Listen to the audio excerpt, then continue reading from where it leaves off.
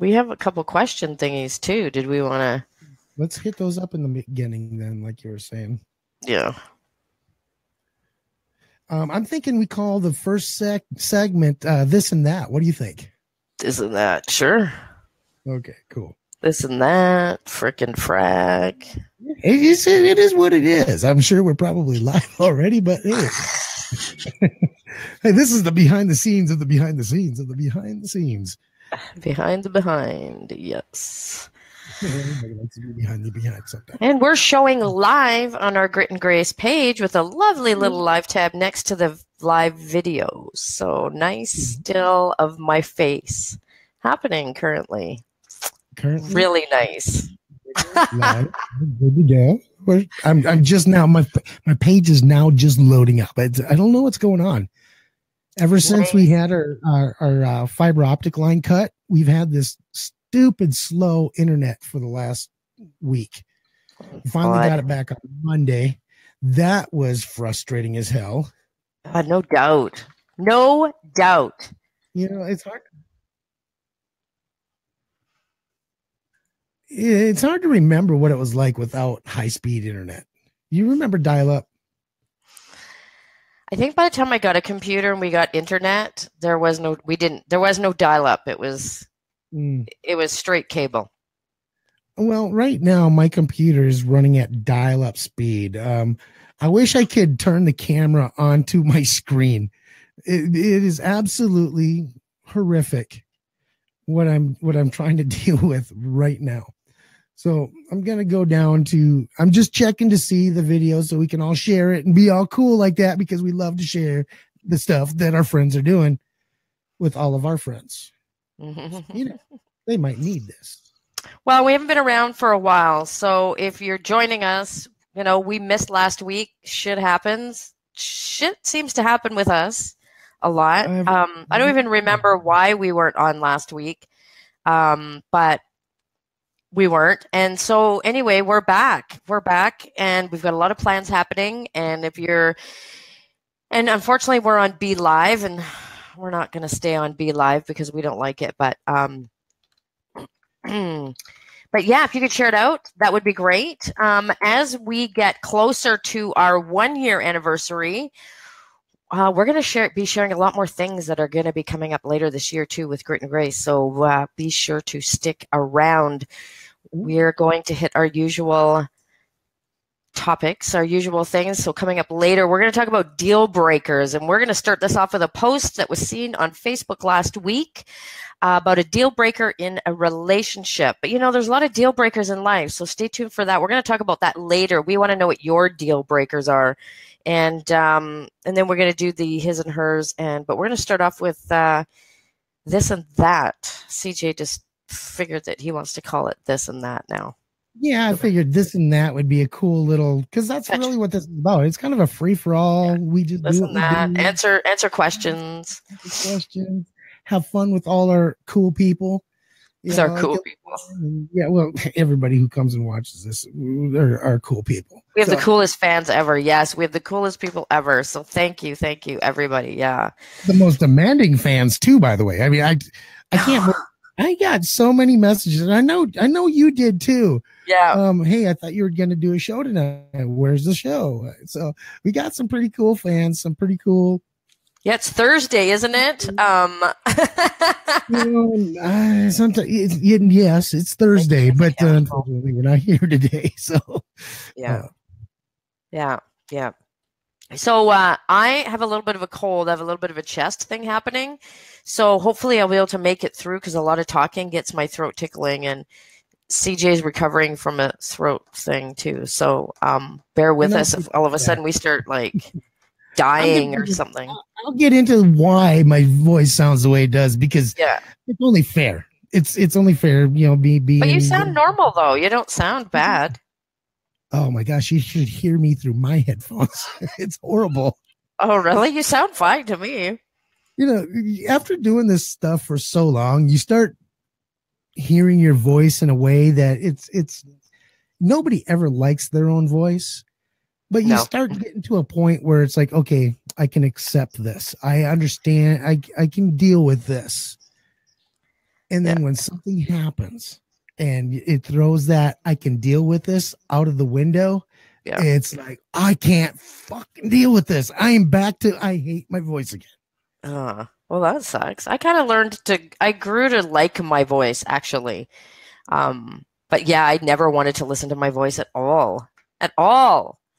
Nah. Especially you get into podcasting, it's like you don't even want to listen to it, and then you start being a guest on other shows, and it's like you definitely don't listen to it. You don't want to, but there comes a time where you have to listen to your voice, and you might cringe a little bit, but I grew to like my voice actually. I think I have a little bit of a unique voice. So you're one of those types. But I could be, biased, right? Yeah, no, I think I got to a point where I was okay with my voice. I can't say that I ever liked my voice, but I got to a point where I was okay with it. Accepted it. And the more that people said, I like your voice. You kind of got a cool radio voice. And it's a unique voice like yourself. I mean, I know if I've got my eyes closed and I'm listening to something and I hear Lynn pop in, I can pick Lynn's voice out in a crowd. And I feel my voice is kind of the same way. Yeah, there's a few people like that I know. Yeah. No, God bless those guys over there at Tangent City who are able to pull off multiple voiceovers. Freaking hell, yeah. You guys are talented. I will give you that. You guys are absolutely awesome. And I absolutely love listening to the different things that you guys do with your voices. It's awesome. It's amazing. Your voice is changing a little bit now, I can tell. Yeah, now you can hear it? Yeah. Now I can hear it. We might have a short show because we won't be able to take it. Yeah. Right. It's like, oh my God, there's this one time. We'll be doing sign language by the end of the freaking show. Like Minnie Mouse at the time. It's going to be crazy. It's going to be fun, but hey, we got a great show. Yes. And I know you've got some great questions. You've been telling me about these great questions. So why don't we hit that up while we're waiting for some more people? I know there's a few viewers here right now, and I know there's going to be a whole lot more as soon as we get this all shared out. I'm still sharing. Not as many as we'd like because Be Live is. Yeah, but plus we are on our own page now. We are at our own page. This is our home. This is our home page. Yeah. So. Yeah. So. We got some funny little questions, just and there's no rules on questions or comments or whatever. If you go to our website, gritandgracetv.com, you can anonymously submit. I mean, you could ask a silly question, whatever it is. It could be serious. It could be personal of CJ and I, whatever it is, right? So this is one that's sort of one of those. It's just sort of I don't know. It's a conversation starter. I already know what the answer is to this, and I'm sure you'll agree with me. Who complains more, men or women? Oh, good God. That's a crazy question. I can't believe she put that question in there, to be honest with you. God, why would we always have these kind of questions? Oh, here we go with the complaining already. I think seriously, it depends. It really depends on the situation that you're in. Yes. If you're talking about work, men complain more because women typically enjoy their jobs. At least they're better at faking it than guys are. Yeah. But when it comes to household work, household chores, things around the house, women complain 10 times more than guys do. I think the big issues, it's the guys, and the smaller issues, it's the women. I don't know if they're all small. I don't know about small issues though, because you think about it. Well, I mean more like world issues. I think. Yeah. Okay. I'll yeah. Well, that's more what I mean. Yeah. Well, and please don't misunderstand what I'm trying to say when I say women complain more about the household issues. I'm not saying that that's their place and this, that, and the other, blah, blah, blah. I don't want people to think that I believe anything about women should be in the home and that's their domain and blah, blah, blah. I'm not saying that. What I'm saying is when it comes to the things around the house, things not being picked up, especially guys, we are freaking pigs. We will leave our damn socks on the floor when there's a hamper 2 feet away. That's just guys. That's your lazy ass son of a bitches when it comes to putting your damn socks in a hamper. Yeah, what the frick is up with that shit? I don't know. I had to stop wearing underwear because I could never pick the underwear up off the floor to put them in the hamper. So I just stopped wearing them all together. The Well, there's a pants end up in solution, the right? hamper. The pants always end up in the hamper. Oh my God. That's too funny. Anyway. Too funny. Whoops.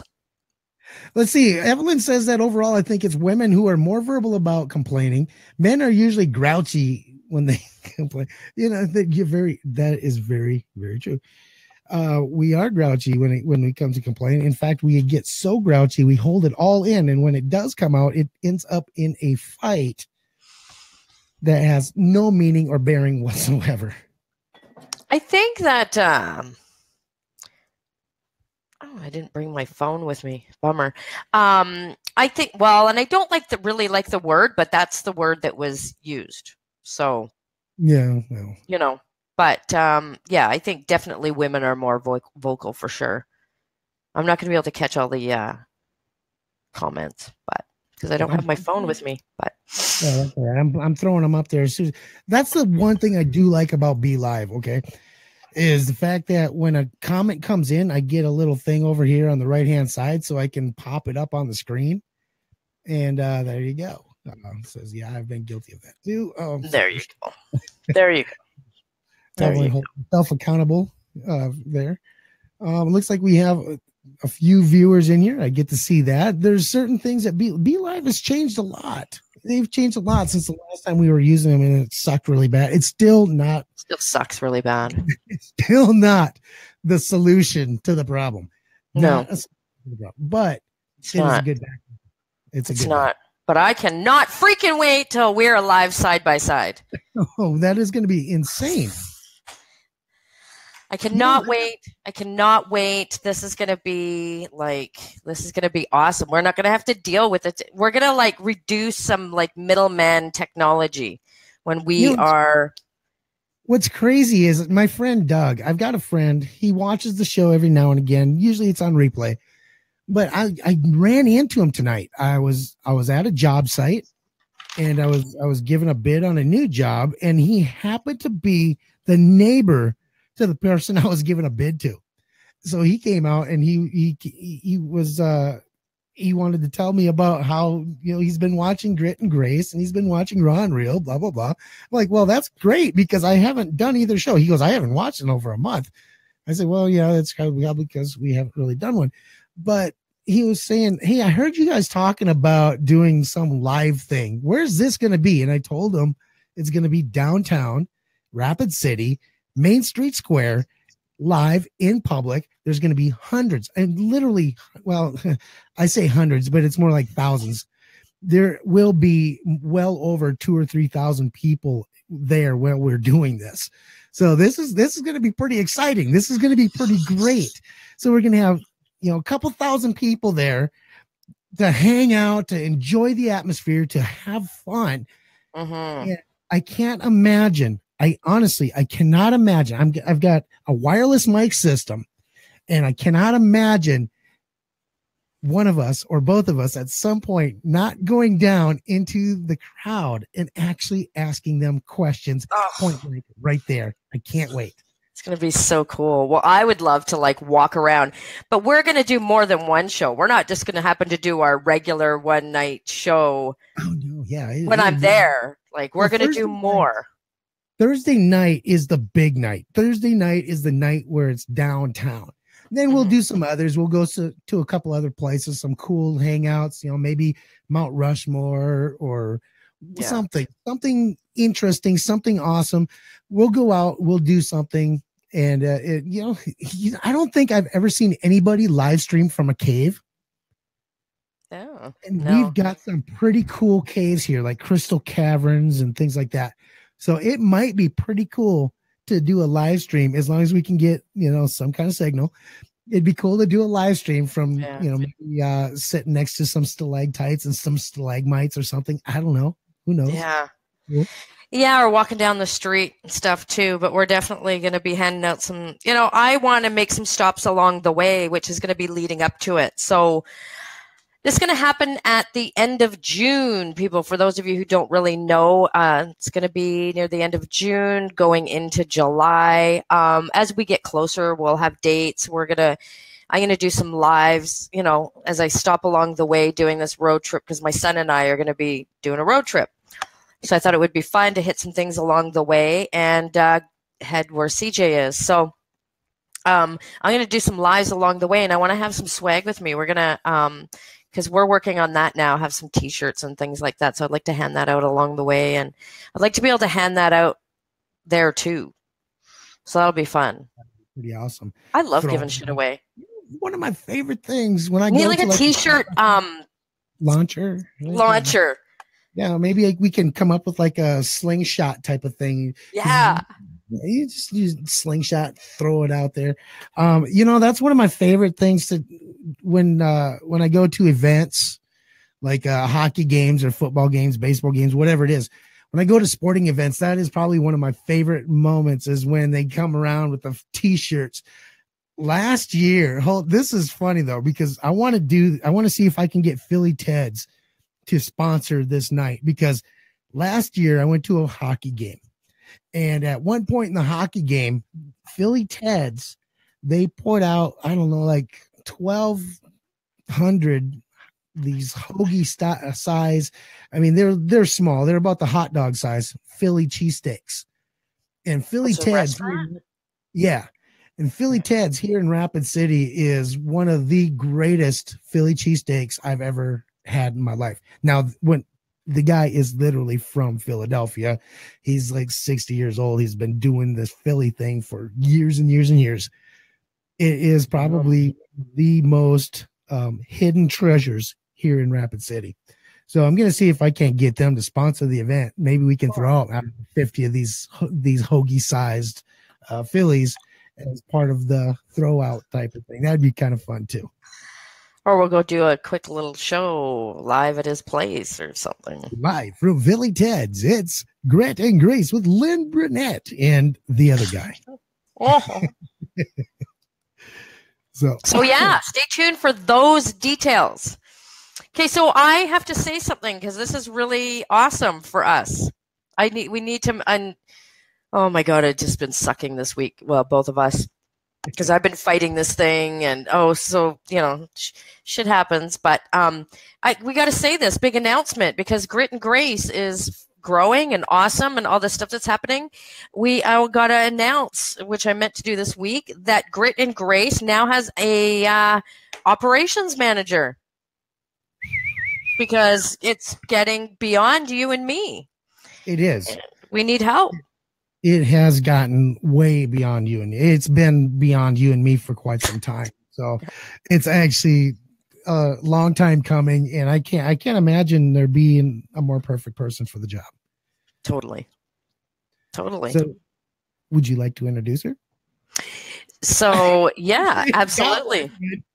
And she just jumped right on it, and it's just somebody that genuinely loves our show, who has been a big supporter, not only of the show, but you and I individually, and just knowing a little bit of the story of, what she's done and experience and things like that. So, we talked about it and approached her. And so if you probably see her in the chat, Lynn Tessier is Grit and Grace's new operations manager. So yeah. And we stayed in the Great White North. We did not want to come down south here because there's just way too many rules and laws and all that kind of crap. Yeah, she's a Canuck. She's a Canuck like me, and she happens to be my cousin. So there you go. So thank you. She's helped so much. Already. I'm sure you guys have seen a big change, and it wasn't hard to notice. It was like, wow, this is just huge. This is awesome. So thank you so very much. You have no idea how grateful we are for this. Oh yeah, absolutely. Well, so we're definitely not going to give away the whole resume, because we don't want nobody sniping her from us. That's right. Let us enjoy this awesomeness for a little while before you try to steal her from us. That's right, because I'll probably steal her for something else. So, if you are just joining us, we have not reached our hot topic yet specifically, but we've just been doing a little bit of this and that, and talking about our road trip coming up at the end of June, and we will post more dates as we get closer to that. So, what other questions did we have? I know you said we had a couple of good ones. Yeah, I was looking at them, and I'm going to save them because I think they could be topics, actually. Oh, come on. Don't do this to me. You teased me with good questions, and then you're going to just take them away. I know, but they could be take a lot of time, and I really want to get to our hot topic. Because they could be topics. They could be topics. Sure really. Could be topics, but that's like foreplay and then saying, okay, I'm tired now. I'm going to bed. Leave you with blue balls? Okay, fine. A little bit. Yeah, we got some blue balls going on. Because okay, fine. One more question. Just one more. Just one more. Really... Okay. Okay. Oh. Okay, here we go. Okay. I'll make it small. I'm going to make it small. Oh, Evelyn says go big. Should sex education be taught at home or in school? If at school, what grade and at what level? In my day, mid-70s, it was in high school and only how the sperm traveled inside the female and a few STDs. Today's world, what subjects should be taught? Abstinence, protection, difference between love and sex. What are the different things? Should it be expanded upon? So should it be at school? Should it be at home? And what should it be? I think school should be like grit and grace. They don't give them all the answers. They just start the conversation. Give the kids something to talk to their parents about. Because as parents, a lot of parents have a hard time approaching that topic with their kids. I know in our home, it was like, I got 2 daughters. They were not coming to dad when it came to the whole concept of sex. They went to mom. Yeah. But it took them going to her before it really started coming up. Yeah. So I think it needs to be approached in school, but other than that, it needs to be finalized and worked out at the home. I do think it should be in school because I think for a lot of parents, it's probably too tough, too embarrassing for them to even have that conversation. I know lots who never did have that conversation ever with their parents. It was never brought up. It was just too, oh my God, how do I talk to my kid about this? So I think that, it may just be started there. It may never, ever be continued or started at home because some parents may not be that way. My mom was very open. Yeah, well, my mom we'd be like, Mom, my dad never talked about that ever. But my dad was quiet. Well, not always. He could talk forever, but for something like that. But, she would talk about, although my mom didn't talk about the technical things, she talked about the different things. And in our home, like with our daughters, both of them at an early age, we decided it was time to start talking to them about sex when they said, Mom, we heard you guys having sex last night. That was about when they were like 10 or 11 years old, I suppose. But then at the same time, like you're saying, you're not getting into the technical aspects. You just kind of, you give them that generic conversation of, it's like when you're with the right person and they're, this, that, and the other, blah, blah, blah, everything works out. But, or you throw out those little quick one-liners, like lots of lube, that never came out, but practice in the bathtub for a while. Just go to the bathroom. I kind of wish I had boys. I do, because it would have been so much easier to discuss this with boys. With girls, on the other hand, it's a little bit tricky. The boy, it's like, hey, here's a magazine, here's a lotion, go to the bathroom, do your thing there. With the girls, it's like, there's so much more emotional baggage along with it. Where with the boys, there's very little emotional baggage that goes along with it at that age. Yeah, I think there's a lot involved. Yeah, definitely for girls, for sure. But yeah, I think definitely it should be, because I think some kids will never ever get it if it isn't there. Things have changed a lot. So I think we need to, I think it needs to stay current. I think it needs to go beyond. And you know what? I think it should start there. I think it should start in school, because I've seen a lot of adults that really don't know. Yeah.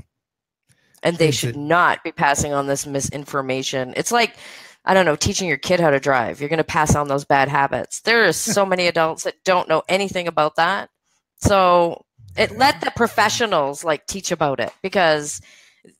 But even then, what are they really talking about? What are they really teaching them? Are they teaching them? I think they're missing out.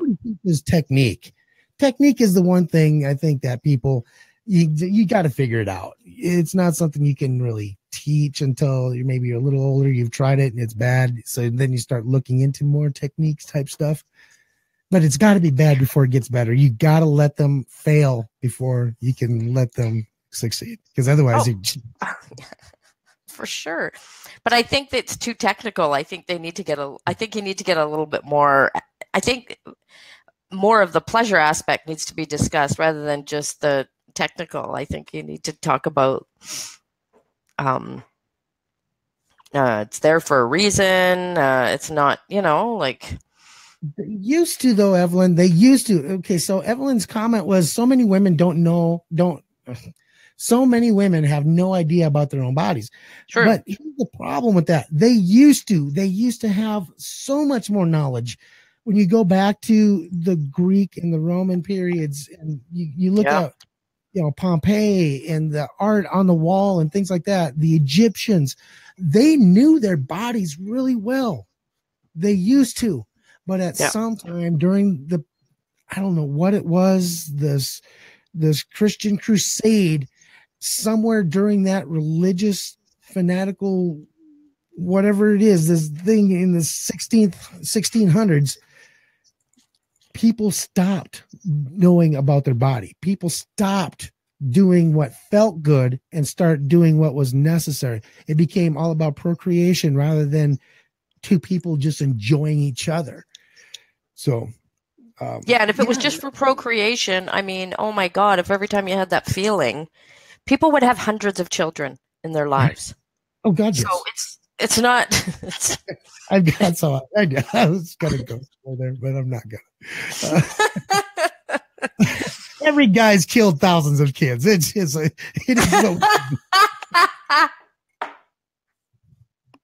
Sorry, guys.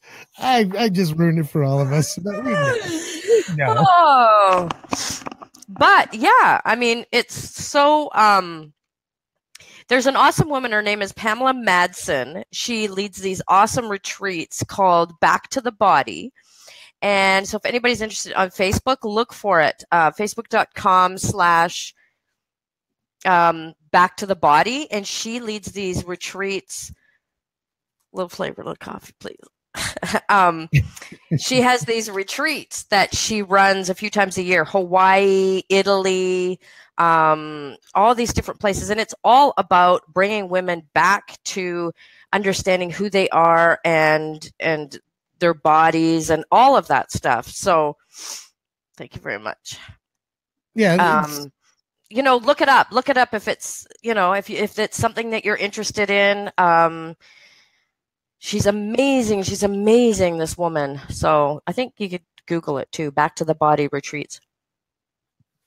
All right. Well, coming up here in a little while, we're going to get into that hot topic that we're all waiting for. But first, we're going to get into that his and her segment.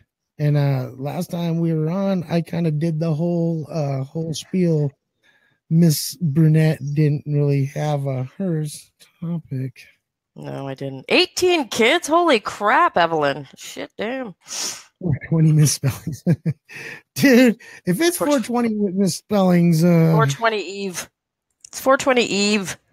I know. Hey, you know what's coming out tomorrow?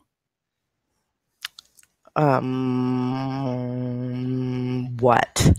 Super Troopers 2. Oh God. I can't wait. I can't wait. The United States is taking back part of Canada in this episode, in this edition of Super Troopers. It's pretty awesome. Really? That's an ABBA song. Huh? Isn't that an ABBA song? Super Troopers? I don't know. Someone needs to find that out because now it's going to bug me for the rest of the show. But yeah, it's Super Troopers 2 is coming out, and Super Troopers, the first Super Troopers, is one of my favorite movies of all time. It's absolutely stupid funny. There's absolutely no reason for this movie to exist at all. But who's in it? Oh gosh, guys that nobody's ever heard of. Okay. But no, it's a great movie. It's absolutely great, and I wish I knew the character actors' names. I don't. And are you going to watch it? Oh yeah, absolutely. It is hilarious. I spent over an hour last night just watching trailers for this stupid movie. Right, exactly. That's too funny. On 420. Wow, that's awesome. It comes out on 420. So it's absolutely stupid. It is the most funny thing to hit since Clerks hit the theaters back in 1996. So it is absolutely phenomenal. I cannot wait. And Clerks 2 was amazing. So I'm hoping that the guys that came up with Super Troopers 2, it's just as amazing. So who knows? Wow. Well, I'm very happy for you. I hope you have an awesome time. Yeah, Super Troopers 2. Hell yeah. Charles agrees with you. Awesome. Cool. Yeah, you got me curious. My people are out there. Your people. Your kind. My kind. Yeah. You know what Saturday is? Saturday is a very sad day. It is a very sad day. Both of my daughters are going to prom. Really? Yeah. Holy crap. That's money, man. Isn't that the Prince year, whatever? Yeah. 2 years he died. There's been a lot of stuff building up to it. So the brand new Prince podcast, NPG Underground, that launched a few weeks ago on Mile High Radio. The host, Blue, Lisa Rogers, is going to be doing a special episode Saturday with some awesome guests. So be sure to catch we will be broadcasting that Sunday. So look for that on the schedule if you want to listen to that. God, as she worked in web development, worked very closely with Prince on his websites. So she knows people. She knew him. She has stories. She's a musician herself, and yeah, that's gonna be cool. I can't wait. I cannot wait to sit and listen to that for a while I'm waiting for my daughters to get all primed and proper for prom. All pretty. Oh gosh, this is my nightmare. Shit like that makes me glad I don't have a girl. I'm so glad I had a boy. It's like, here's a suit, put it on, let's go. You only got to worry about one little dick. That's right. That's right. Times 2. That's right. Anyways, his and hers. So what do you got? Well, I got to say, this week was a little frustrating for me. And I thought this was just a thing like where I lived. So I'm a small business owner. I am a small business owner. I'm just me. Like so many of us start businesses. We're the chief cook and bottle washer. We do a bunch of stuff. We do work really hard. We work 7 days a week. We work all hours. We work at home. That's the way it is. Sometimes we work out of the home on top of it. We've got the side thing going. And I thought this was something just here where I lived. But I think it's not. Well, I know it's not because I posted something about this on Facebook about why it's so hard to do business with other businesses. I was trying 2 things I was trying to do last week, and it was so difficult. And I thought, and really, only one of them now is sort of resolved. And I think, do these people want to make money? Like, why is it so difficult to get in touch with people? Why is it so difficult? Um, why does it take them so long to get back to people? I don't understand. Has anybody else had this? If you reach, if someone sends me a message, whatever way people want to get a hold of me, whether it's through, my website, Grit and Grace, it's on Facebook, it's through Mile High, it's a text, it's whatever way, and someone reaches out to me, I'm back at you. Like within, God, it could be within a couple minutes, but it's not going to be longer than an hour, maybe. Well, that's what they say. Every Like I'm in business. Every small business though has that chance of failure. Every one of them. The reason why the majority of them, 8 out of 10 businesses fail, and it's not. There used to be these stats out there that said like 1 in 5 businesses will fail in the first 5 years. Blah blah blah. Well, that changed over the course of the years, and now it's like 8 out of 10 businesses will fail within the first 90 days. And it's obscene because these people have put a lot of money into creating these businesses in a lot of cases. Mm-hmm. But the reason why they fail is the follow-up. Exactly what you're talking about. People are not willing to follow up and do the due diligence to be able to create business. Mm. I'm the same way as you are. I'm an independent business owner. I have recently picked up a partner because it's the only way to get things done efficiently is to have a partner. And we both have very solid roles. He's an operations guy. I'm a sales guy. I sell the jobs. He picks them up and we work together. Yeah. But he does all the planning, getting all the parts together, getting everything we need. Yeah. Set so we have everything. And we work well that way. We work really good that way. But if it weren't for me going out and following up with those leads, I mean, these leads are as simple. Even Facebook leads, you see them, I'm sure. People asking, hey, looking for someone to do whatever. Yeah. And you'll have 30, 40, 50 different people, commenting, hey, call this person, talk to this person, this, that, whatever. Yeah. Or you get tagged. Yeah, they'll get tagged on it. Well, the problem is none of those people will take the initiative to contact that person. They think, well, somebody tagged me, they'll just call me.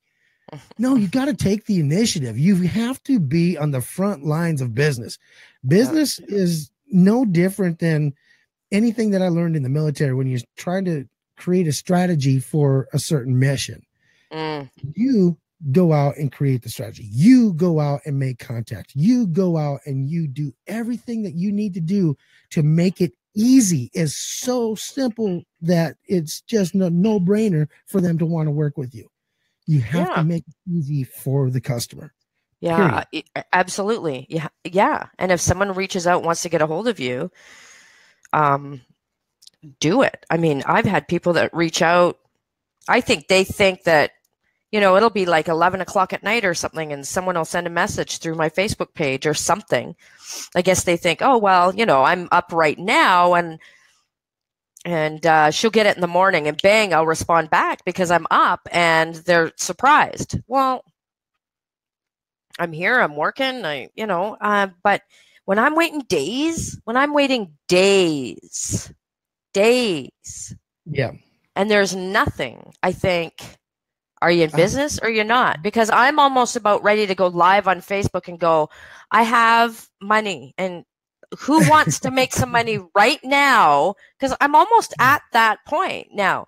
And I can be very hard-nosed. I can be like, and go like, one strike, you're out. Like, you're in business or you're not. Like, but no, I don't do one strike. I'll give people a chance because, shit happens. Maybe, they had a major tech disaster or something like that. But there's plenty of other people that are right out there. And anyway. And then there's people like me in my situation with my business. I have to overbook because there's so many cancellations. So I may book 2 or 3 jobs that start within a day of each other. I mean, literally within, even 12 hours of each other.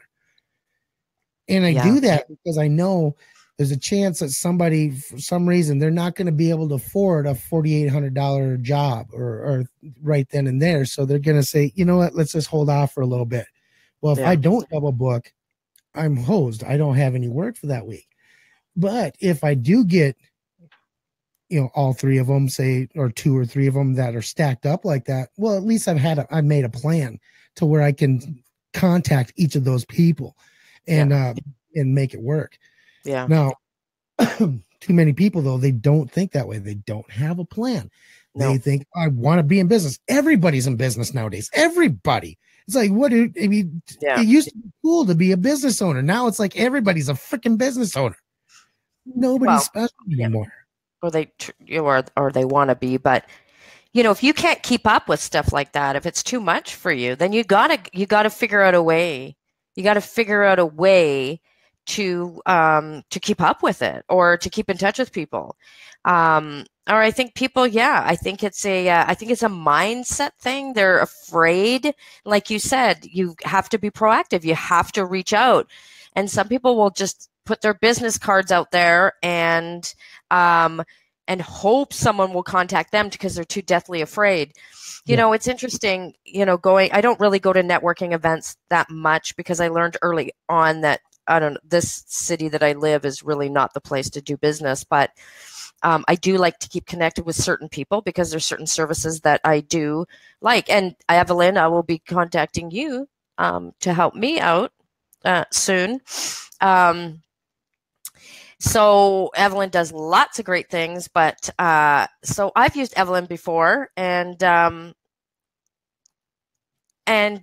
totally forgot my train of thought there. But networking things. But I keep in contact with some people because some services, I'll definitely use. But it blew me away when I started going to networking events, and I would get people's cards, and then I would go home and I'd vet them. I'd go through and see, I could use that, or I know somebody who could use that, or no, I will never use that. I don't know anybody who would ever use that, or I didn't like the person, whatever. But I would send emails out to all these people that I would meet and, say, I liked whatever such and such you said, or, I was curious about, or something like that.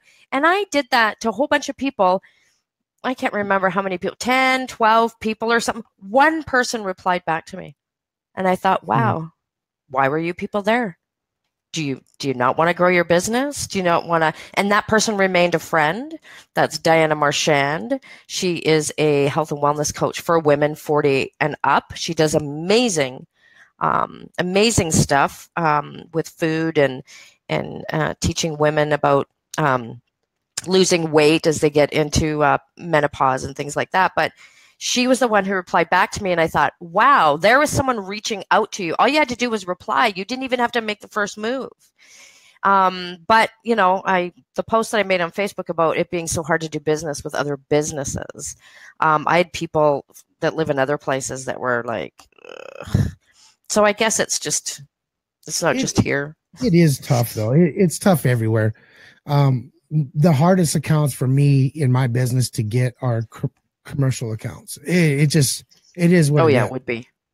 And it's not because because people get into a service oriented business like mine is a service business, and when we get into these businesses, everybody tells you right away, commercial accounts is where the money's at.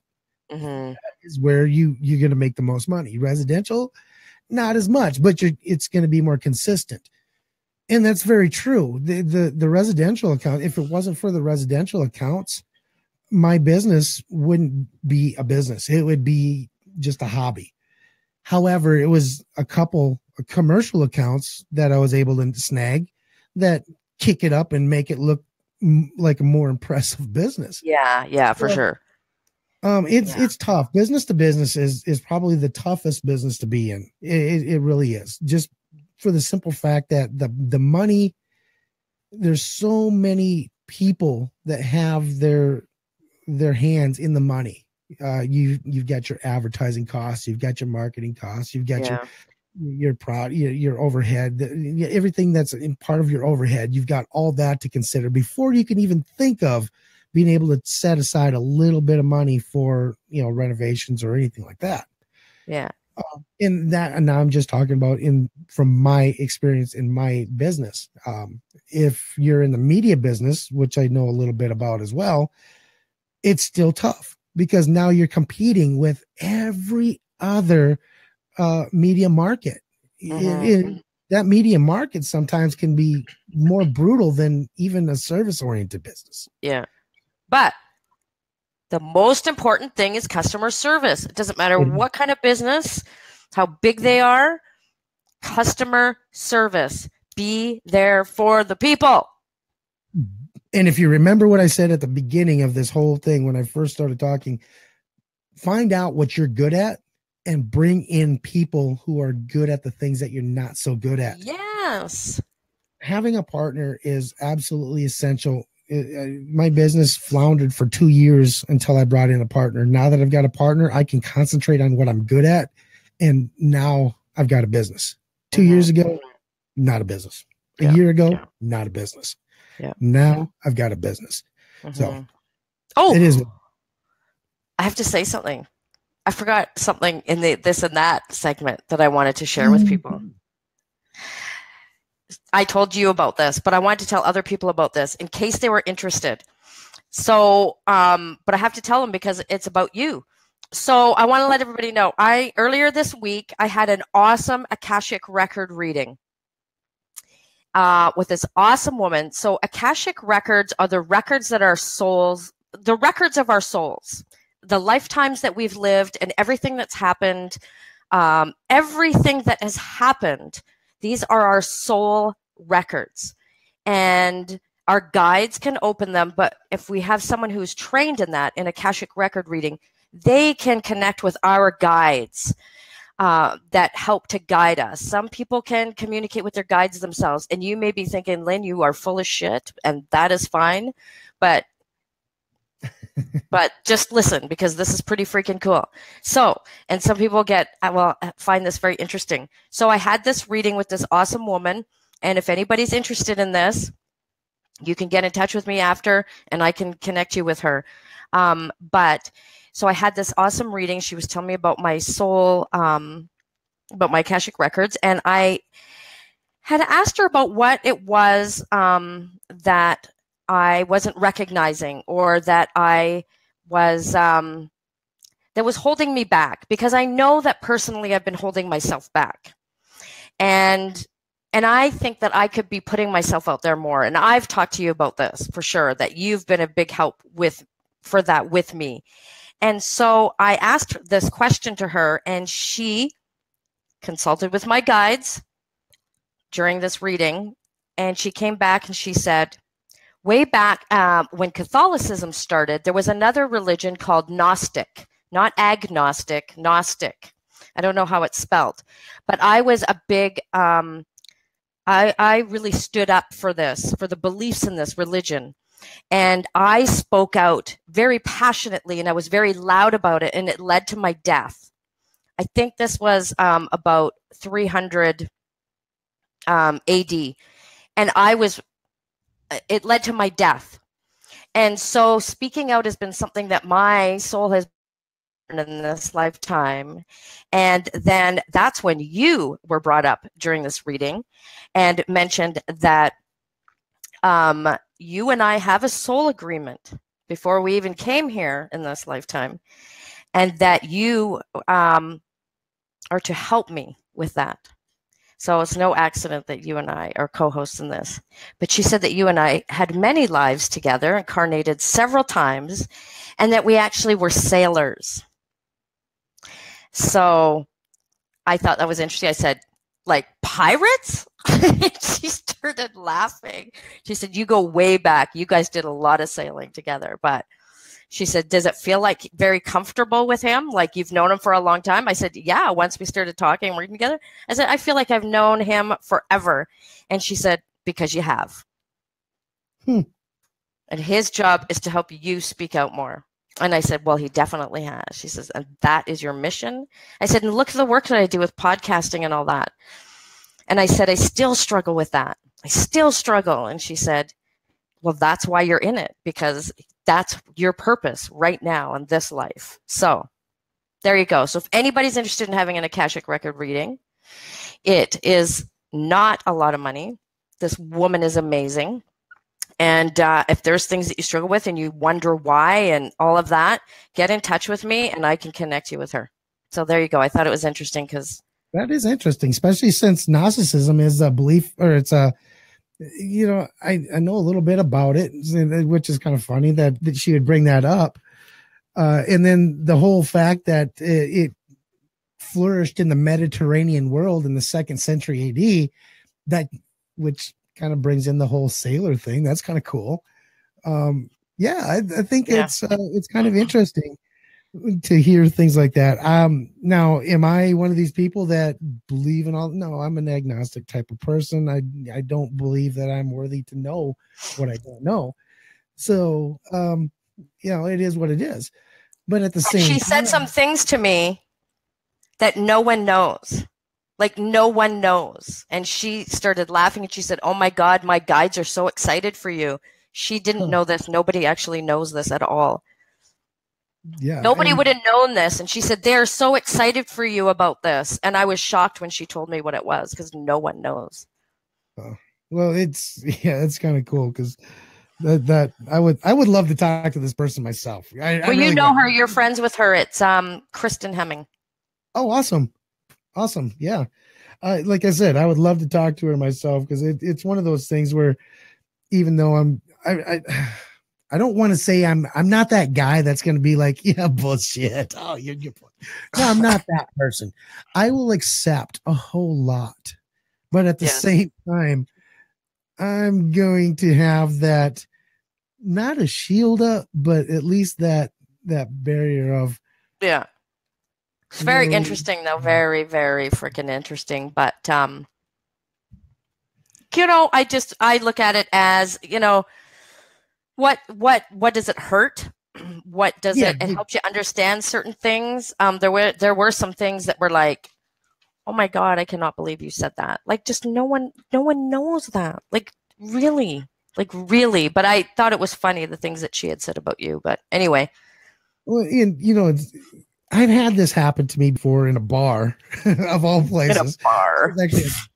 I was in a bar. Who goes to a bar? Not me. Wow, anyways, that's a surprise. Right? Right. Actually, I was working in the bar at the time. I was the bartender, and this lady who came in, she used to drink there all the time. I mean, when I say all the time, I mean absolutely. She would show up when I'm about an hour after my shift started, and she'd leave about an hour before my shift ended. She was always there. Wow. And she was a self-proclaimed gypsy. She reincarnated old school type gypsy lady. And she just one night out of the blue, she goes, "You're an old soul." She goes, "You have no idea how old your soul actually is, do you?" She goes, "You're wise beyond your years. There's no reason why." And I was only 25, I think, at the time. She goes, "There's absolutely no reason for someone of your age, your bodily age right now, to know the things, worldly things that you know at this stage in your life." Mm-hmm. So when you said that, it kind of brought me back to that moment. It was like, it's interesting. I'm curious, but it's not something I'm going to buy into hook, line, and sinker. It's like reading your horoscope. Yeah. It's fascinating. It's entertainment, but you're not going to go out and live your entire day by what you read in that horoscope.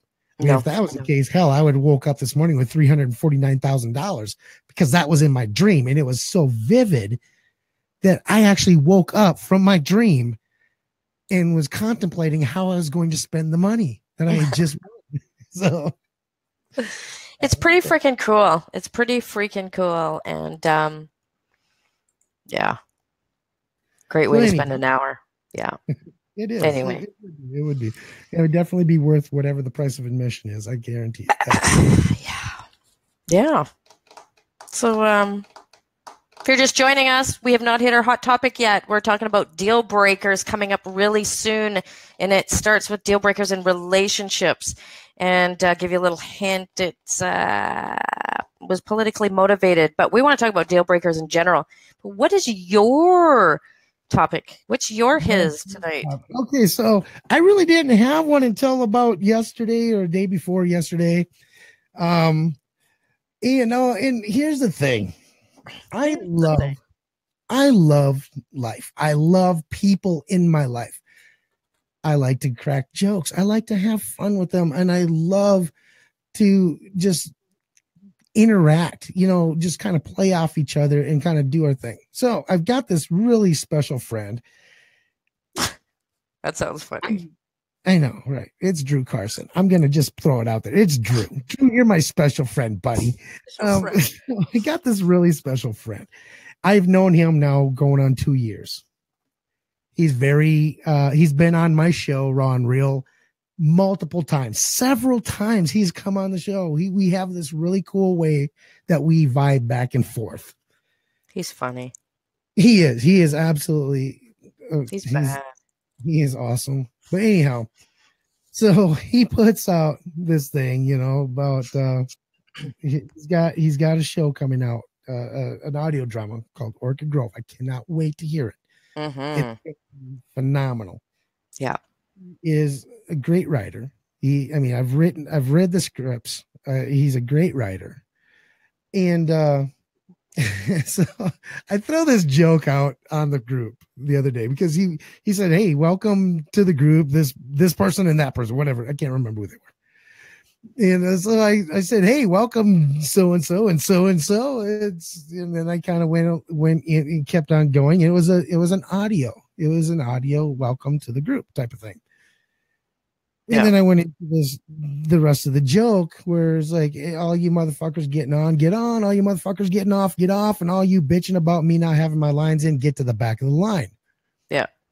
So apparently there are some sensitive little bitches in this organization, in this group, in this cast, if you will. There's some sensitive little bitches everywhere that for some reason felt that I was disrespecting Drew, and at the same time I was disrespecting him, I wasn't taking this thing serious enough. Apparently I wasn't taking it, serious. And to those people, all I want to say is fuck off. You have no fucking clue who the hell I am. Do I take this shit serious? Absolutely. I want nothing but success for my dear friends. And I will do whatever I have to do. Now, over the course of the last 2 weeks, there has been a lot of things that have happened that I can't really get into. I'm just not going to get into, put it that way. Mm-hmm. And then when I was ready to get my lines in, unfortunately, my dumbass goes to the freaking bar, gets so drunk that I throw up. And I haven't done that probably since I was in my 20s. So over the course of 20 years, I have not gotten so drunk that I've thrown up. But I did, and I lost my voice, completely lost my voice. And that's where all that came from. Yeah, it took you 3 days to get it back. Oh my gosh, and it still isn't even 100%. It still has some cracking. I sound like a teenage boy going through puberty. God, you're so bad. I know, horrible. But it's like you and I were talking, and it's just, it is. There's sensitive asses everywhere. There's everywhere, and online it's so easy for people to bitch and complain and be tough when they're behind a screen, right? Instead of people just talking and putting it out there, people could have made a comment in that group saying, like, are you really into it? Or it doesn't seem like you're really serious. There's ways to be civil and open up a conversation and have a dialogue about it instead of being like a bunch of little kids. What did we used to tell our kids? Quit tattling. No one likes a tattletale, but the funny thing though, these people were threatening to leave the cast just because of the shit that I said. Now, if you ask me, I think these people were already looking for an excuse. They were looking for some excuse to excuse themselves from the cast, but they had committed, so they had to appear committed. Could be. I don't think it's a could be. I'm 98% sure that's exactly what it was. Because even after that was said and done, I had gone back and said, hey, all you got to do is get to know me. Didn't say anything bad. Basically just said, hey, just get to know me. The people that do know me know my sense of humor. The people that don't know me, take a minute, get to know me, understand that sense of humor, and then we'll move on. Yeah, I laughed when I heard it. I was like, why is he putting a recording in that chat group? And I listened to it and I'm like, oh man, yeah, that's CJ. Yeah. I just I think it's funny, right? But yeah, I can see if people don't know you being like, holy shit. Well, people that don't know me, it doesn't take them long to get to know me because that's just who I am. I love people. I love just getting to know people. I'm not one of these people that have that shy moment where it's like, oh, it's a little bit awkward getting to know you. No, that would be really bizarre. That would be bizarre for me. I would think someone like an alien overtook your body or something. That would just be weird. Well, yeah. Do you even know the definition of that? Yeah. Anyway, I know yeah. I don't know. So that's what my rant is about, basically, is why it goes back to what you and I were talking about. Why would you be so quick to judge someone based on something that you hear or read versus taking some time and actually getting to know them a little bit, understanding what's motivating the words that are coming out of their mouth? Why do people take that short road and just automatically believe, oh, I don't like that person? Yeah, because everybody's perfect while they're pointing the finger.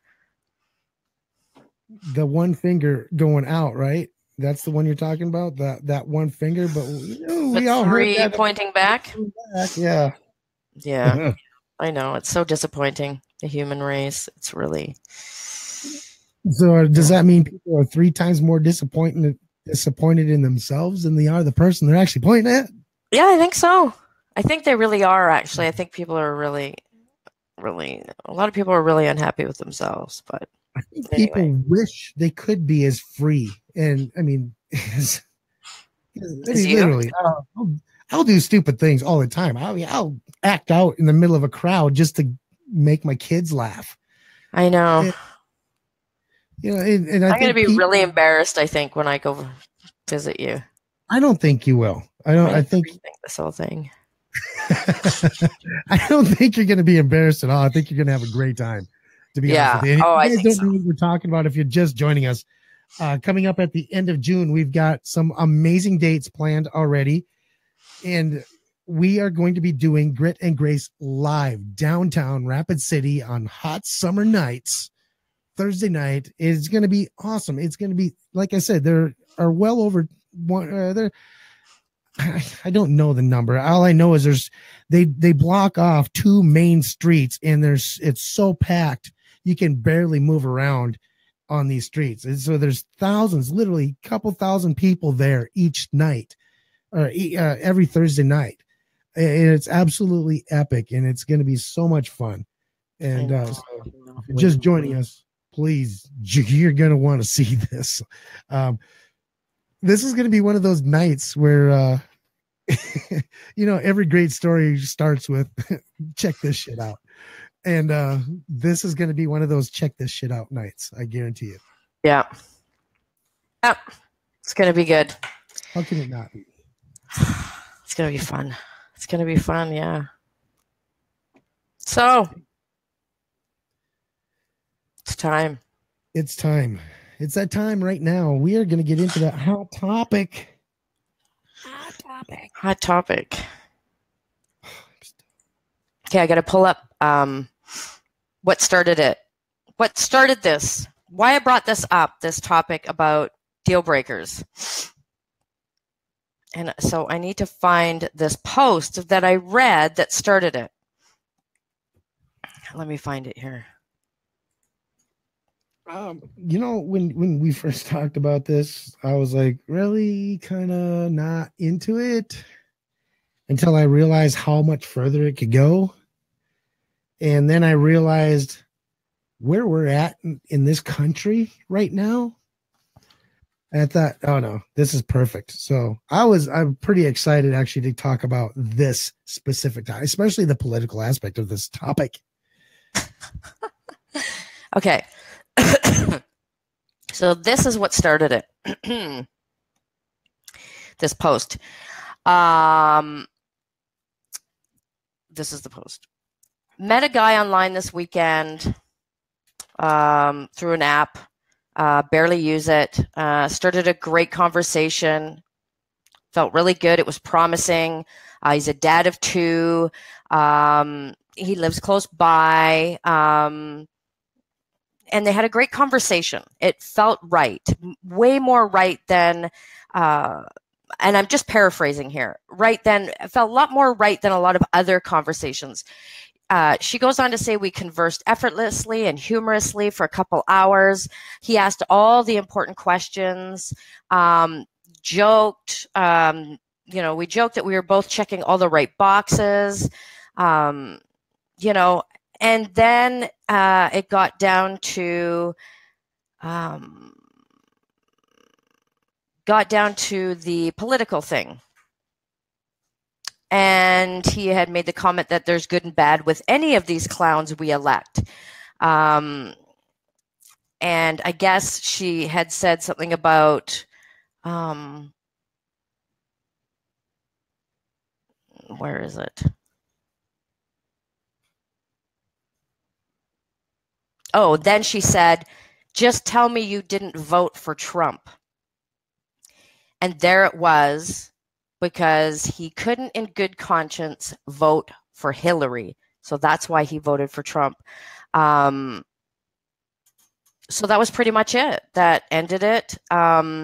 He said, I understand if it's a red flag or a deal breaker. It's not the first time.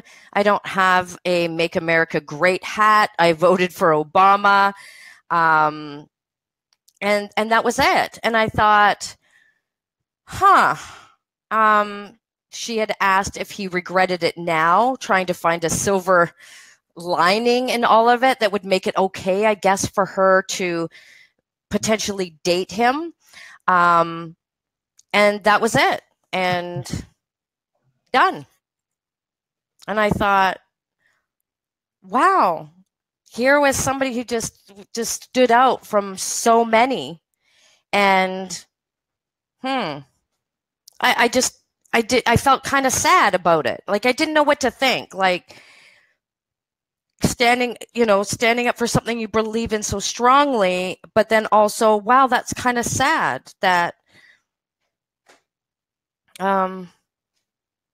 you could be missing out on something. I didn't quite know how, and it was mixed. There was people saying, I really think you should give this person a chance. I think you're jumping too quickly. And other people saying, good for you. You got to stand up for what you believe in, and all of this. So, I thought that would be an interesting thing to talk about. Yeah, it is interesting to talk about, because it reminds me of a conversation I had with a friend, a really close, dear, personal friend of mine, back when Obama was elected president the first time. And she was a very staunch supporter. She went to his rallies. She got to meet him. She was, during the whole election process, she was like that rabid fan supporter type thing. I mean, she wasn't just a supporter. She was a fan of his, everything. I mean, just like wow. And obsessed with this man. And I couldn't understand it. I didn't understand why she was such a fan of his, why she was so obsessed with this guy.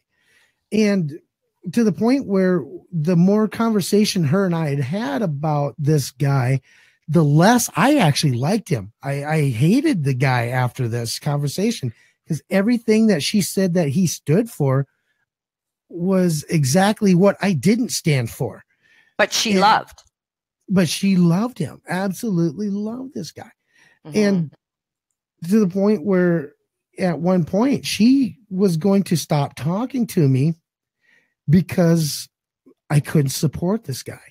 So I see where she's at as far I guess I can kind of identify with what this guy was going through, as far as her not wanting to be in a relationship with him based on one person. But what really ultimately won out was the fact that, look, this guy's going to have 4 years guaranteed. I knew that from the get-go. I knew he was going to be the president before he was even elected. He just had the charisma. He had that it factor. Well, he fed into people's frustrations. Right. And people need permission for things, and he definitely gave people permission to like be mouthy and loud and have an opinion. And but here's what's funny is because now the guy that's mouthy and loud and has an opinion is the guy that everybody hates. And that's what makes me laugh. Anyway, yeah. So going back to this, I finally got a hold of her. She finally took another one of my calls. And I said, look, here's the thing. He's going to have 4 years. I'll give him that. Am I going to vote for him? No, I'm not going to vote for him. It's just, I don't like what he stands for. Yeah. However, he could possibly have 8 years. But here's the thing. After those 8 years are gone, he's going to go off on a speaking tour and he's going to go make his money and he's going to go do his thing. And he'll always be President Obama. He'll always have that title.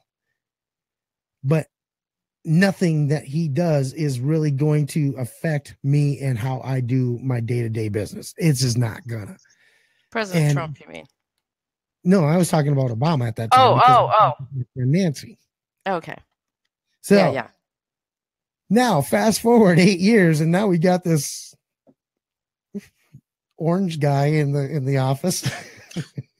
We're just going to lighter shades, and we're just kind of hitting this orange thing going on. I'm absolutely convinced that at some point we as American idiots are going to elect Elmo as the president of the United States. I don't know. It seems to be the color shade we're going towards, but but the thing is, this woman is like, no, I don't like Trump. And you voted for him, so there's no way you and I can have any common ground whatsoever. She's basing every little possibility that they could have any possible common ground that they can build a beautiful relationship on around his one day, one moment, one glimpse. I mean, that moment in his life is like a grain of sand on the beach. It doesn't matter. After it's all said and done, it's going to wash out to sea at some point, and we're going to have some other idiot and president that's everybody's going to bitch about. Yeah. She for what? For what reason? Because she's indignant towards a man who had voted for another man. So what? The guy's an idiot. Move on. Yeah, and it's tough. I think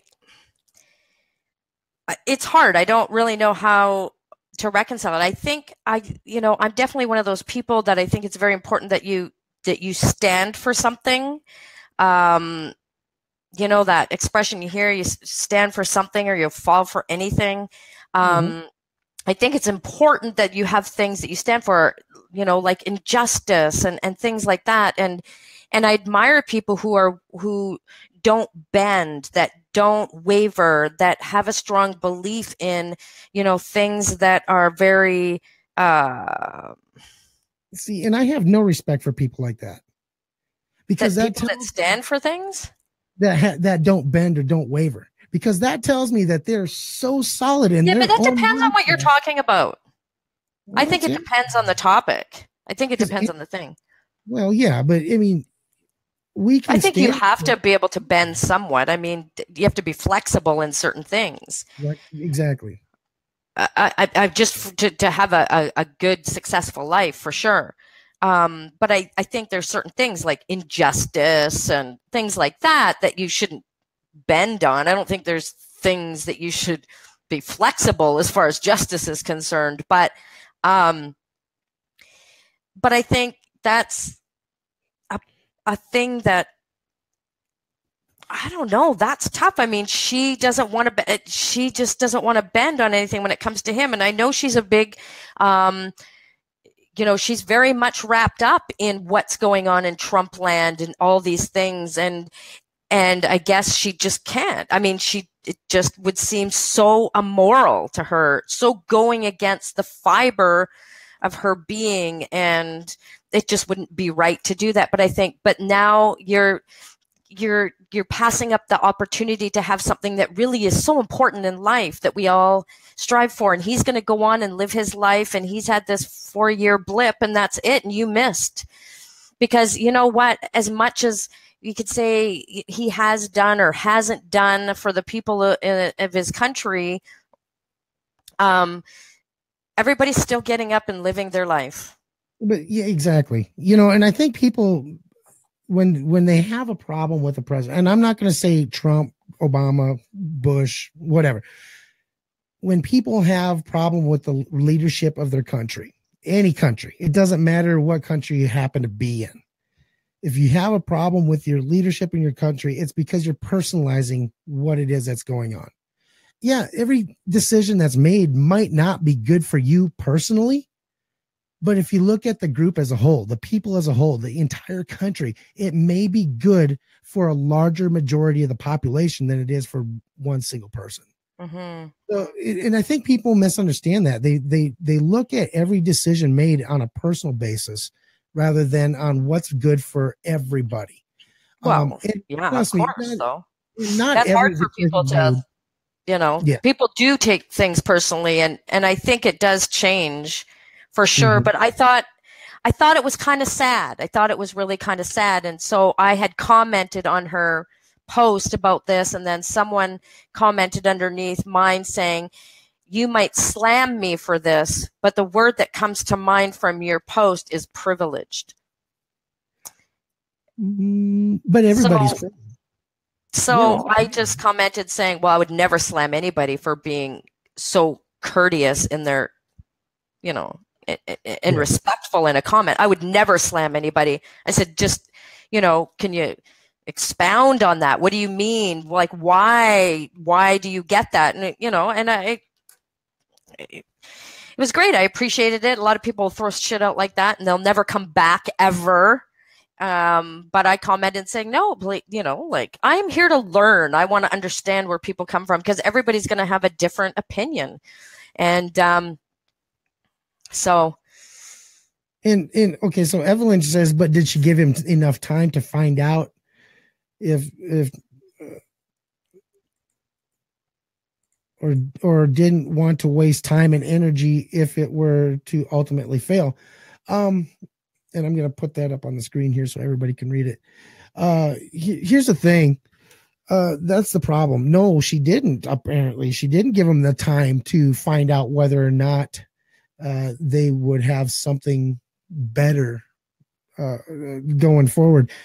No, because the fact that he voted for Trump was it. Now, my understanding is he reached out again. I don't know the details of it, but he reached out again and they had a really good conversation. So it wasn't like a bad thing. It was really like a learning opportunity type thing. But I guess she just can't bring herself. And I guess, you have to respect that you have to respect her decision for sure. I just find it when so many people want to have somebody and they're lonely and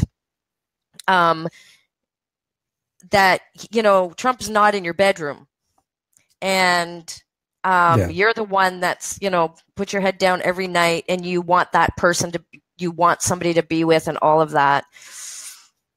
You're passing that up because of a vote. And there's so many conversations that they could have just about that. Like, oh, wow, you made this decision. You voted for this guy.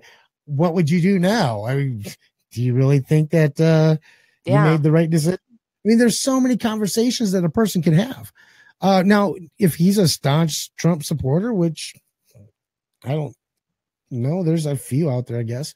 It is what it's one of those things where I think people in general, when you brought up the word privileged, I think a lot of people throw that at people as you're just privileged or whatever. Well, it's a big, we see it and stick it to you and make it the last word. But come on. I mean, seriously, we're all privileged. Every single last one of us are privileged. In one way or another, we all share privilege. We live in two of the greatest nations in this world. I mean, the things that Canada has that even the United States doesn't have, or the things that the United States has that Germany doesn't have, or that, I mean, there's so many things that we share that Yeah. when other people from other nations look at us, yeah, we're privileged. I mean, So look at the people in the smaller towns of Mexico, in the entire country of Mexico. 90% of the countries in the world are privileged compared to what these people have. so you obviously you wouldn't um if you were single and you met somebody and you had different political views, that wouldn't be a deal breaker for you. No, and, you know, So and everybody that's watching, that's sort of our question we're putting to you. Would a political uh would political views be deal breakers for a relationship? It wouldn't be for me either, and it's not. Like, it's totally not. I want to know. The other thing I want to know how many people believe that Kennedy was an amazing president. Oh, everybody thinks Kennedy was an amazing president. I know. He was one of the biggest, dirtiest slime balls of every president that we ever had. They're But all because he great was after the assassinated- fact. But because he was he was assassinated. That is the reason. And you know, the mindset of the people is different now than it was then. I mean, there's a whole different concept of life now versus what it was in the 60s. Yeah. You know, it's just when the average take-home pay was like $14,000 a year versus now the average take-home pay being like $60,000 a year. I think that might be a little high, but whatever. Yeah. You know, it's a different mindset than those people from then and now. Back then, people were patriots. They truly loved America. They wanted to be an American. Nowadays, people, it's like a trend, the anti-American. You know, it's everybody roots for the underdog in the movies. Everybody loves the underdog in the movies. Well, Yeah. it's not cool to love America now or the United States anymore because we're not the underdogs anymore. Yeah. Yeah. Yeah. It's very interesting. Like, so I'm like, yeah, I really want to know that. Like, so, and I think that, you know, anything like that, you know, your political views, um, I don't, I don't know. And we see this a lot because of what's going on right now, with your leader, about this sort of, you know, saying that all Trump supporters and you see the bashing on both sides, right? All Trump supporters have got to be like, you know, trailer trash, uneducated buffoons, and that have certain values, and that if a couple had different political uh, viewpoints, that they'd be completely opposite in their values, their system, their moral system, that their goals would be different. And I don't think that that would be the case at all. I think it depends on how you are when it comes to politics. Some people are very staunch one party or another. I tend to look at the person more than I look at the party, although there's some parties I would never ever freaking vote for over the party or the person. I think we make assumptions, and that's the big thing that happens, you know, and liberals are just a bunch of flakes. And, you know, I think we make these huge sweeping generalizations about people. And, God, I think we can miss out on so much, really. I think this is a huge learning opportunity right now going on in the world, that we could try and understand where people are coming from. And I think we just don't want to take the time. And I think because people are afraid. But my big thing was, would this be a deal breaker? That's what I was curious about. I just thought it was sad that someone would miss out on a relationship because of that small portion of your life. It's terrible. It really is terrible that people don't give other people the opportunity to get to know them. And it kind of goes back to what I was talking about earlier. Get to know people, get to know what they're about. challenge what they're about, you might be surprised. They might really throw you for a loop, especially when you challenge what they're about. You know, I wasn't an Obama supporter. My wife, she was. When I met my wife, she was very much Democratic and I was very much Republican. I was young. I didn't really know what the hell politics were about. The closest thing to politics I ever followed was a governor's race. And the only reason why I followed that is because I happened to be the state video producer for the South Dakota National Guard at the time. And it was my job to follow this guy around his entire trip so I could report on what he was doing in his governor's race to the National Guard. That was it. I mean, that was my entire job. So politics don't play a big game for you. No, I can't really, honestly, I can't stand politics. In fact, this is literally the very first political conversation I've ever had on any podcast or live stream or anything that I've ever done. Yeah, it doesn't play a big role for me either, because I really think that people think they have a say. I think people think they can make a difference, and that we need to get out and vote. There's bigger powers at play in this world, and I think we're made to believe that we have more power than we do. And yeah, you know what? Be happy, live your life. You'd be better off spending time with someone reading your fortune than you would following the politics of any country. It's an absolute farce. It's an absolute farce. You know, we need it. We have to have someone to blame for all their bullshit. Well, of course, right? But of course. But you know what I love is that you don't bitch about shit like that. You don't. Like, you don't. I don't have any. I can't. You know what? When I joined the military at 17 years old, even at 17 years old, I knew that my job in the military had nothing to do with politics.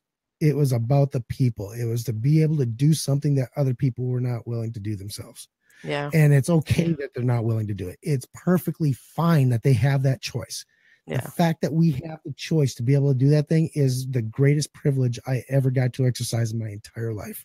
Mm-hmm. So yeah, politics doesn't. I've seen so much bullshit from any other country that I've ever gone to. I mean, well, you can't. Absolutely stupid. Yeah, you can't let it play a part. What if you meet somebody and you both do have the same political affiliation? You both are, you know, oh yeah, I voted for him too. Yeah. And then you're together for a long time, and then you've got new people in the game, new people come on board, and one of you like really likes that person. The other one goes, really? You like him? Oh yeah, I'm going to vote for him. Oh, I can't stand that guy. So what are you going to do? Divorce? What are you going to do? Break up? Because all of a sudden you have two different opinions, and one of you is for that person that's running, and the other person, like, I mean, yeah, forbid. like freaking hell. Like, what are you going to go? Oh my God, all these years have been a lie. I thought I knew who you were. Now we need to divorce. I mean, I think that's so silly. It's such a small part in your life. And what is it going to matter? Like, are you going to be so happy at the end of your life? I'm so glad that I stood my ground on, you know, this political party, and I stayed single the rest of my life because I never found anybody who hated Trump as much as I did. I feel so good about my life now. Yeah. You know, and what's funny is, I think it's sad. The funniest part of this whole Trump thing to me, and this is the way I put it. Look, people here in the United States were so fed up with the political system, the way it's been running, the old fogey political system that we've had for the last 200 and some odd years. We are so pissed off at this system because it was a broken system. So we fucking etch-a-sketch that bitch with Trump. Yeah, totally. That's all he is. He is the Etch-a-Sketch moment. So suck it up, people. We've got 3 more years of this guy. We got to shake it real good, because when you're dealing with 200 plus years of shit, it takes a while to shake that shit loose. Yeah. The next one will be a whole lot better. I have no doubt. No matter who it is, it's going to be so much better. Yeah. Exactly. It is.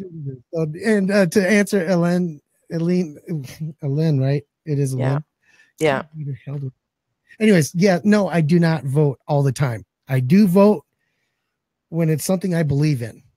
But if it's something that I can't get behind anything, I'm not going to vote just to vote. My vote's valuable to me. I'm not going to vote just to say I voted. Yeah. So in this last election, I didn't like Trump. I didn't like Hillary. I didn't vote. That's the way I do things.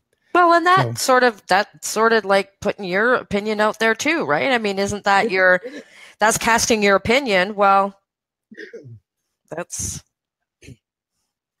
what it is. Yeah, but it is. That's the way I choose to exercise my right to vote. So it is. Exactly. Anyhow, so what are some of the other ones though? I mean, there's so many things.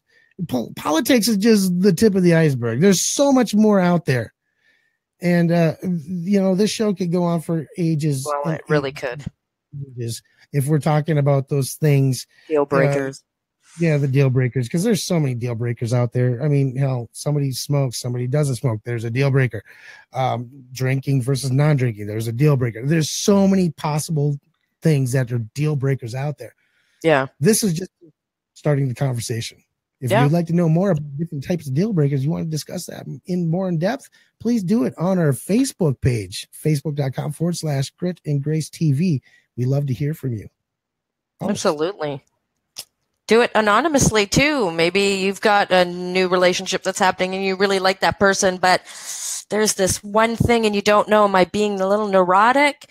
Well, we'll let you know if you are. You can ask that anonymously through our website as well too. So we will give you our opinion very gladly, informed expert opinion. So you can go to gritandgracetv.com, ask anonymously, curious questions, something that happened, not sure what to do, show topic, whatever it is, you can do that anonymously. And that is guaranteed. It is anonymous. We're not just saying that, and it's true. So yeah, stay tuned for some great, awesome swag that's going to come out. I really am anxious for swag. I am too. That's going to be fun. Yeah. Hopefully we'll be showing it on the website here soon. Supposedly I've got somebody in somewhere in the pipeline. He's supposed to be working up a little swatch for me. It's not the actual t-shirt. It's just a swatch, just to kind of give us an idea what it's going to look like on the material that we picked. So hopefully we'll have that up there soon too. Yeah, we need that shit done, man. We need it. What are you yelling at me for? We need it, man. He wants to do business or he doesn't want to do business. Come on. Right. Yes. Follow up, folks. Do your due diligence. Take the initiative. That's another hey, Grit and Grace TV, # take the initiative. There you go. That's right. I'm starting to lose my voice. Yeah, me too. I'm getting the tickle. All right. Thank you very much, everybody, for watching. And we will be back next week. I promise you. No more. Absolutely. This week's off thing that sucked. That sucked, man. I know. Have a good week. Have a good weekend.